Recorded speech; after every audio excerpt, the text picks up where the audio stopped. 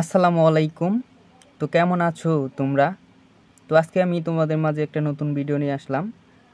সেটা হচ্ছে ফেসবুক অ্যাকাউন্টের পাসওয়ার্ড ভুলে গেলে কীভাবে রিকভারি করবে।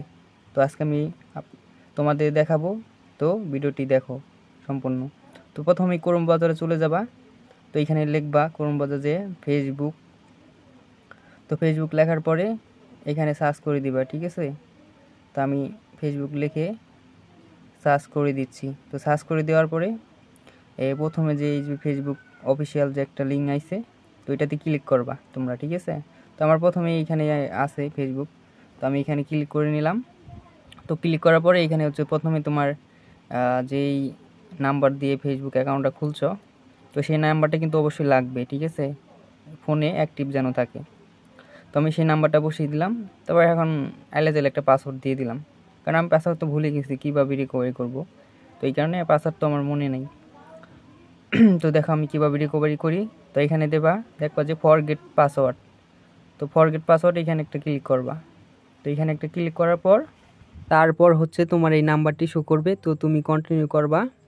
তো এখন দেখবা যে তোমার এই সিম দিয়ে মানে এই নাম্বার দিয়ে কয়টা ফেসবুক অ্যাকাউন্ট খোলা আছে। তো আমার এই এক নাম্বার দিয়ে 5টা তোমার হচ্ছে যে এই অ্যাকাউন্ট খোলা আছে ফেসবুক। তো আমি একটা লগ ইন করবো, ঠিক আছে। আমি তো পাসওয়ার্ড ভুলে গেছি, তো লগ ইনে চাপ দিলাম। এই দেখো আমার কিন্তু তোমার হোয়াটসঅ্যাপে ওটিপি দিয়ে দিছে, ঠিক আছে।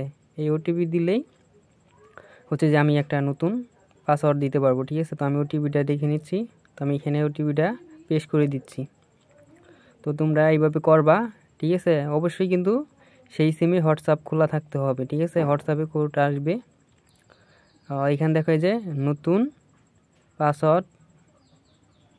পাসওয়ার্ড দিন, ঠিক আছে। এখানে একটা যে নতুন পাসওয়ার্ড দিন, ঠিক আছে। তোমরা এইভাবে কিন্তু রিকভারি করতে পারবা খুব সহজে।